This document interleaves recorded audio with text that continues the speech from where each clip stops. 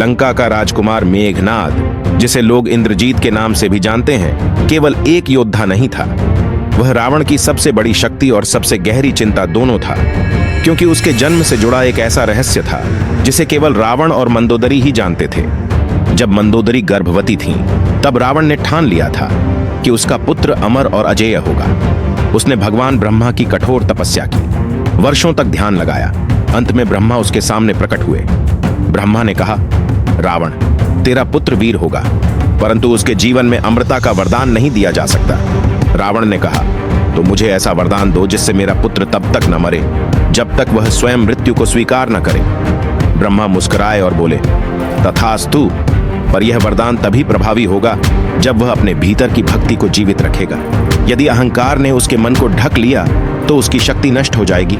समय बीता, मेघनाद बड़ा हुआ। उसने तपस्या की और इंद्रलोक को जीत लिया।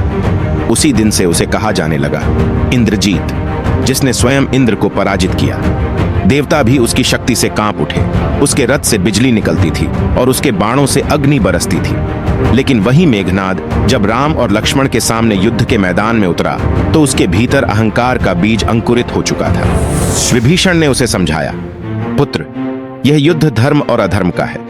राम केवल मनुष्य नहीं, मर्यादा का प्रतीक है। पर मेघनाद ने कहा, मैं रावण का पुत्र हूं। मेरे लिए मर्यादा नहीं, केवल विजय मायने रखती है। उस दिन जब वह यज्ञ कर रहा था ताकि उसे अजयता प्राप्त हो सके, लक्ष्मण और हनुमान वहां पहुंचे। यज्ञ भंग हुआ और लक्ष्मण ने इंद्रास्त्र चलाया। उस बाण ने मेघनाद के जीवन का अंत कर दिया। मरते समय मेघनाद मुस्कुराया और कहा, मैं पराजित नहीं हुआ, मैं मुक्त हुआ। कहा जाता है उसी क्षण उसके शरीर से एक प्रकाश उठा और आकाश की ओर चला गया। जब रावण ने अपने पुत्र का शरीर देखा तो उसकी आंखों से पहली बार आंसू बह निकले। उसे याद आया ब्रह्मा का वरदान, जब वह मृत्यु को स्वीकार करेगा तभी मरेगा। और सचमुच मेघनाद ने मृत्यु को स्वीकार किया था। मेघनाद की कथा हमें यह सिखाती है कि शक्ति का अर्थ केवल विजय नहीं, बल्कि विनम्रता में भी छिपा होता है। जिस दिन अहंकार हमारे भीतर प्रवेश करता है, उसी दिन हमारी अमरता का अंत शुरू हो जाता है।